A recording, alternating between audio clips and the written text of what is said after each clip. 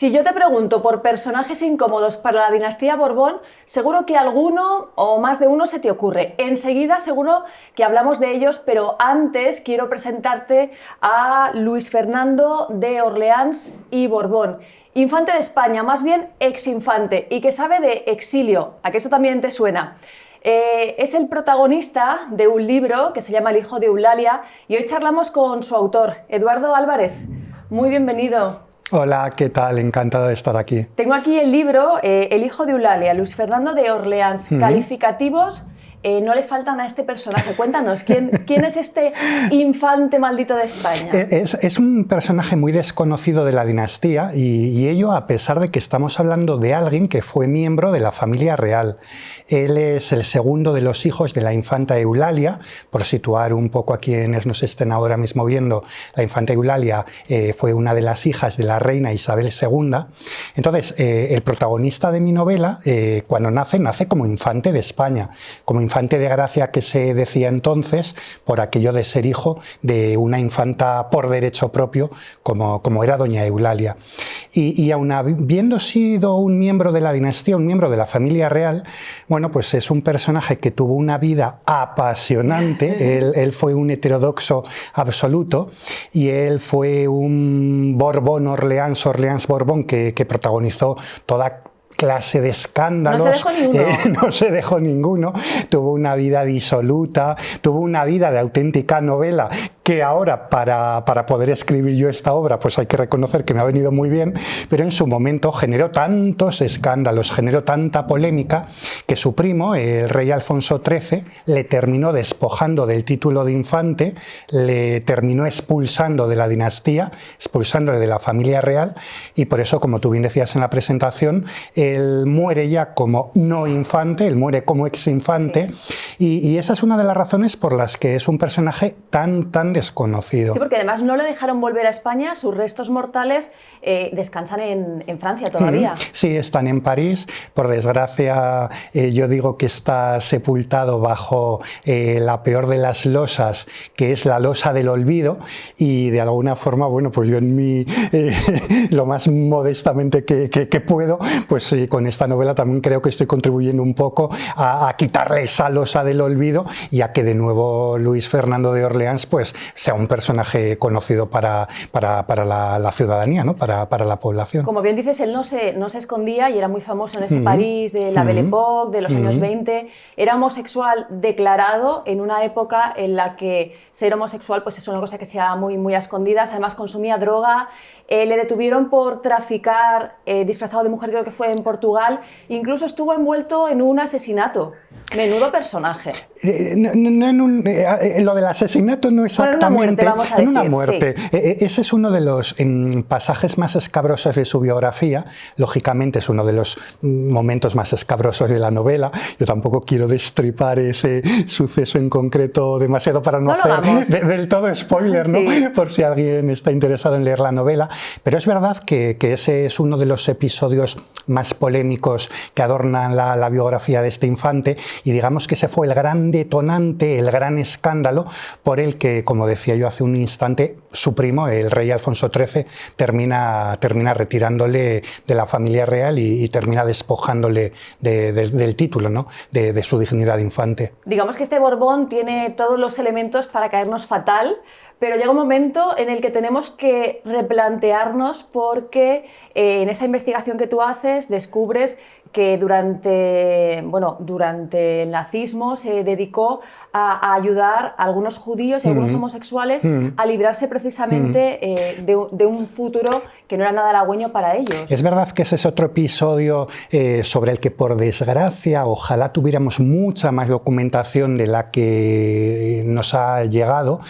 Al final tenemos muy poquitos testimonios de personajes que vivieron en su época y que sí que lo dejaron contado en diferentes biografías, en diferentes obras, y podemos decir que esa es una de las cosas que de algún modo redimen a mi personaje, ¿no? Esa es la etapa ya de los últimos años de su vida, de la etapa en la que el nazismo pues se ha hecho con la mayor parte de Francia y por supuesto con París, y es verdad que él aprovecha su título, aprovecha sus apellidos y sus amoríos también, aprovecha su posición. Efectivamente, eso es lo que parece, aunque insisto, por desgracia la documentación ahí es muy escasa, pero parece que sí que aprovechó todo eso pues para ayudar a algunas amistades, para ayudar a algunas personas que eran perseguidas por el régimen nazi. Claro, también algunas de las personas a las que él ayudó lo hizo en colaboración con su tía,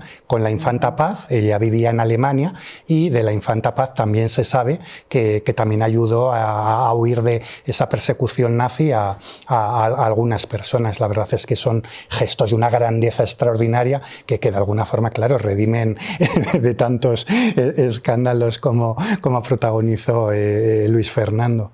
Si Luis Fernando de Orleans viviera ahora mismo, yo creo que sería toda una celebrity nacional, ¿no? No sé si la Casa Real estaría muy contento con este primo díscolo, pero desde luego para programas de televisión daría ni se sabe. Bueno, sería desde luego pues un quebradero de cabeza constante para la Casa Real. No creo que en Zarzuela hiciera mucha gracia un personaje como este, pero como tú bien dices, bueno, para los medios de comunicación daría muchísimo juego. Bueno, yo salvando todas las distancias, a veces digo que mi personaje podría ser pues como uno de los froilanes actuales, ¿no? Al final uno de estos parientes cercanos al rey, que no forman parte de la familia real como tal, porque ya sabemos que hoy en día la familia real es muy reducida, solamente forman parte de ella los reyes, sus hijas y los eméritos. Y no sabemos si los dos, de momento.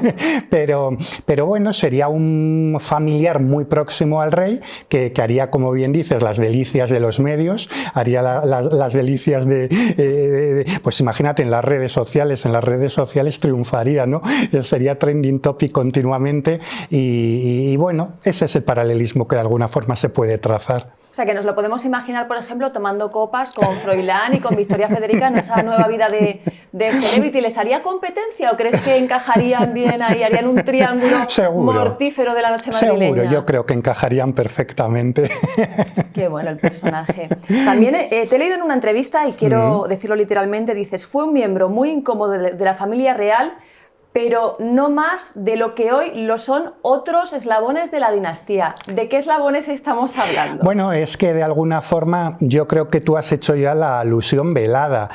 Al final, cuando hablamos de los escándalos que protagonizó mi personaje, que es verdad que, hombre, no deja de ser llamativo, por supuesto, que un miembro de la época, además. Claro, que un miembro de la dinastía pues hiciera algunas de las cosas que antes hemos relatado, pero claro, en comparación con los escándalos que hoy conocemos, por ejemplo, de don Juan Carlos, que ha sido nada menos que el rey, nuestro jefe del Estado durante casi 4 décadas, que bueno, pues sigue siendo un miembro importantísimo de la dinastía y de la corona, pues bueno, es que casi los escándalos del protagonista de mi novela parecen pecadillos veniales, ¿no? en comparación.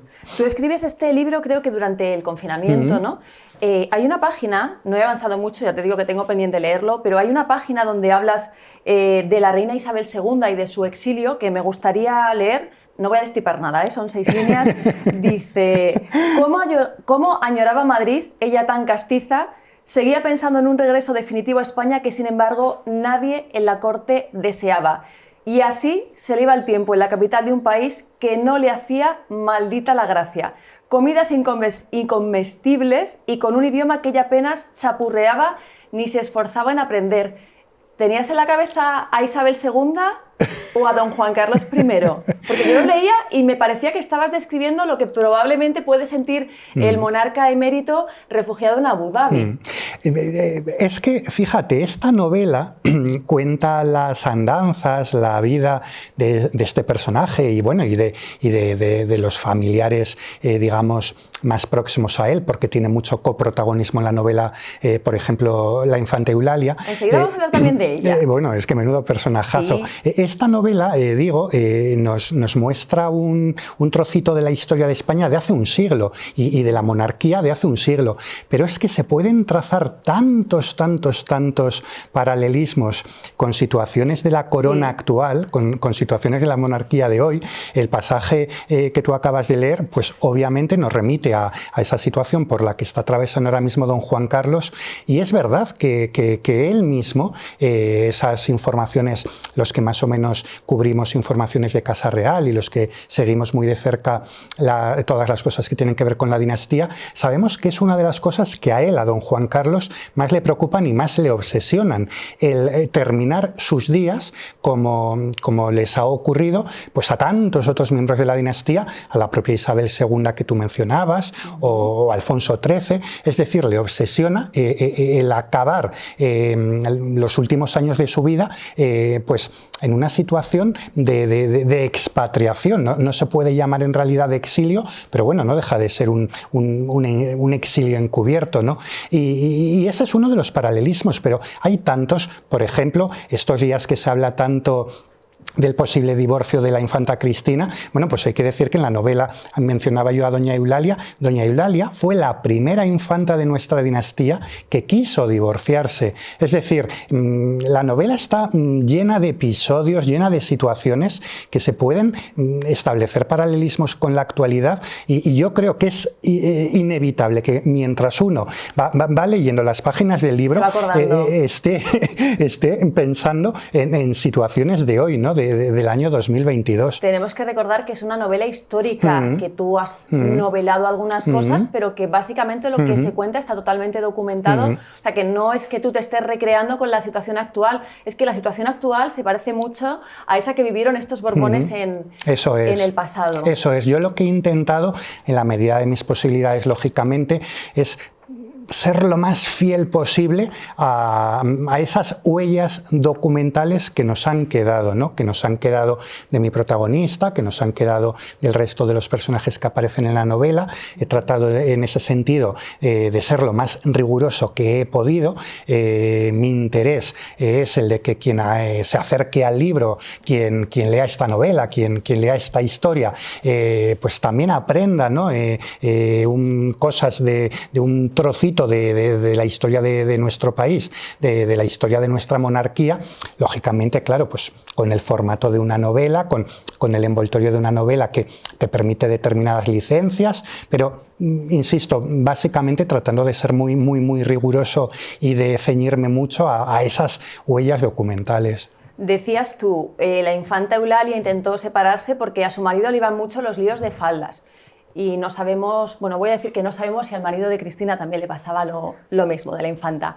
También es cierto que doña Cristina fue despojada de su título, con Eulalia lo intentaron, pero ella se plantó y dijo que ella era una infanta de España y que era por nacimiento, porque no dejaba de ser una hija de la reina Isabel II, claro. Y no pudieron quitarle el título. Fíjate que también ahí se establece el paralelismo absoluto, porque a doña Cristina lo que le pudo retirar su hermano fue, claro, el ducado de Palma, pero en realidad, si recuerdas, hubo mucho debate cuando estalló todo el caso Noos, cuando ella fue imputada, cuando ya se sabía que ella iba a tener que sentarse en el banquillo y tener que declarar. En todos aquellos días, en todas aquellas semanas, hubo mucho debate en la opinión pública, e incluso con determinada intervención política, para despojar a doña Cristina de su dignidad de infanta. No se pudo, o sea, ese debate duró en realidad 0, no se pudo, porque doña Cristina es infanta, porque bueno, es hija del rey Juan Carlos, y así está reconocido por la propia Constitución. Claro. Es lo mismo que ocurrió con doña Eulalia. A doña Eulalia intentaron también retirarle el título de infanta y no pudieron por lo mismo, porque la Constitución que regía entonces hacía que ese título fuera inherente a su persona, que fuera inherente por una cuestión de nacimiento, pero también intentaron despojarle del título. O sea, que por eso te digo que es que los paralelismos son muchísimos. Bueno, y todo porque no para de hablar del divorcio, de ser una mujer demasiado revolucionaria para su época. Al final fue el parné, ¿no? Esa amenaza de quitarle la asignación, lo que hizo que la infanta pues volviera un poco al redil y no causara más problemas. Es que doña Eulalia, vamos, es un personajazo. O sea, Luis Fernando, digamos, es el caramelito porque es el gran desconocido, ¿no? Y claro, y en mi caso, ¿qué voy a decir yo? Pues es el protagonista de mi novela. Pero para mí el personajazo, o sea, yo creo que de quien verdaderamente estoy enamorado es de doña Eulalia, porque ella como infanta, como yo digo, por derecho propio, lo estamos diciendo, ¿no? Habiendo sido hija de la reina Isabel II de España, bueno, pues es que fue una mujer muy adelantada a su tiempo, una mujer muy culta, una mujer, bueno, pues que le encantaba relacionarse con filósofos, con artistas, con la gente intelectual de su tiempo, y una mujer que también tuvo una, digamos, una visión muy preclara. Ella fue, por ejemplo, el primer miembro de la dinastía que viaja a América. A ella la mandaron a Cuba, a esa Cuba prerevolucionaria. También fue la primera, el primer miembro de la realeza europeo que pisó la Casa Blanca en ese mismo viaje. Bueno, y ella, por ejemplo, cuando está en Cuba y cuando vuelve, ella se da cuenta perfectamente y dice, es que no nos podemos empeñar en mantener Cuba, eso es imposible. O sea, la mecha revolucionaria ya ha aprendido y lo mejor que podemos hacer es, de alguna forma, buscar una solución para que Cuba se independice y nos evitemos muchos problemas. No le hicieron caso y al final, bueno, eso nos costó la guerra de Cuba con las consecuencias que eso tuvo, ¿no? Y luego, pues, todo ya el desastre del 98 y demás. Y ella también, por ejemplo, era una mujer muy viajera, le encantaba ir de corte en corte, ella dedicó la mayor parte de su vida a viajar y ella también se dio cuenta antes de la Primera Guerra Mundial de que Europa ya estaba cambiando. Ella se dio cuenta de que iba a ocurrir algo absolutamente transformador y que ese mundo que habían conocido hasta ese momento estaba ya en vías de desaparición. Si aquí en España se le hubiera hecho más caso a doña Eulalia, si su sobrino el rey Alfonso XIII le hubiese hecho caso en algunos de sus consejos, otro gallo le hubiera cantado. Pero es verdad que al final, pues siendo mujer es lo que tiene, que te escuchan en aquellas épocas, te escuchaban entre poquito y nada. Respecto a doña Eulalia, a mí me recuerda a alguien de la familia real, de esa familia real tan corta. Una mujer muy leída, interesada en los movimientos intelectuales, interesada en todo lo que pasa a su alrededor. ¿No le ves cierto parecido con la reina doña Leticia? Ahí te he pillado, ¿eh? Ahí me has cogido porque fíjate que estaba yo tratando de pensar a quién te podía referir. Y porque claro, la reina Sofía no tiene nada que ver. No, nada que ver. Pero doña Leticia, que es una mujer que antes de llegar a reina, pues encontró su posición en el mundo del periodismo y que sigue interesándose por lo que pasa a nuestro alrededor. Pues estoy completamente de acuerdo contigo en muchas cosas. Yo creo que tienen muchos puntos en común. Yo creo que a doña Leticia le hubiera caído bien doña Eulalia. Quizás no tanto por carácter, porque hay que decir que doña Eulalia era muy especialita. Doña Leticia, bueno, tampoco es que tenga carácter fácil, precisamente, o sea, igual las dos por cuestión de carácter hubieran chocado mucho. Igual se llevan fenomenal, bueno, o igual ¿no? sí, claro, pero quién sabe, ¿no? Pero yo creo que sí que hubieran tenido muchos puntos en común, desde luego muchos puntos de sintonía, o sea, que en ese sentido te doy la razón. De doña Eulalia llegaron a decir que era republicana, y yo recuerdo que hubo un momento que también se decía de doña Leticia. Eso es, y en realidad, claro, son etiquetas que se colocan con toda la mala leche del mundo, ¿no? Con muy mala idea, porque claro, a una infanta en aquella época, claro, llamarla republicana... Era lo peor que podías decir de ella. Era lo peor que podías decir de ella, porque de alguna manera lo que estabas tratando de insinuar es que era desleal a la institución a la que pertenecía, y en ningún modo doña Eulalia era republicana. Lo que pasa es que sí que era una mujer, como he dicho, adelantada a su tiempo, que se fue dando cuenta de que había que empezar a introducir determinadas transformaciones y determinados cambios en una institución como la Corona para que pudiera permanecer. Por eso sus críticos la tacharon de republicana, y como tú bien dices, esa acusación también se ha hecho muchas veces de doña Leticia, pues un poco por lo mismo, ¿no? Porque doña Leticia también ha traído savia nueva completamente a la monarquía. Y ojo, el tiempo a quien le ha terminado dando la razón es a doña Leticia. Yo te diré que yo, que me considero muy leticista, ¿Eso había leído? Yo soy muy leticista.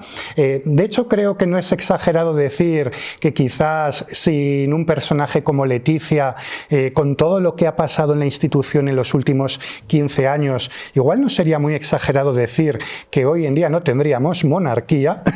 Yo creo que no es muy exagerado decirlo. O sea, la corona le debe mucho a la reina. Y lo que te estaba diciendo es que yo creo que a ella, cuando se le ha acusado de muchas cosas, se hacía cuando nos faltaba información, cuando no podíamos acabar de entender muchas de sus decisiones, muchos de los pasos que daba, muchos de los gestos que tenía en su actuación. Y luego el tiempo, digo, le ha dado la razón cuando los ciudadanos hemos sabido todo lo que se cocía en Palacio, cuando nos hemos ido enterando de todo lo que pasaba ya de puertas para adentro. Hemos empezado a comprenderla. Hemos empezado a comprender todas esas actuaciones, todas esas actitudes, cuando se decía esa mala relación, por ejemplo, con don Juan Carlos, esa frialdad, sí. o con sus cuñadas, o con Iñaki Urdangarín. O sea, claro, tú fíjate cuántas cosas se decían de ella. Sí. Claro. Ahora lo entendemos todo. Las piezas del puzzle se han ido poniendo en su sitio y, como digo, el tiempo le ha dado la razón a doña Leticia. Y ya para terminar, Eduardo, suponemos que el emérito volverá.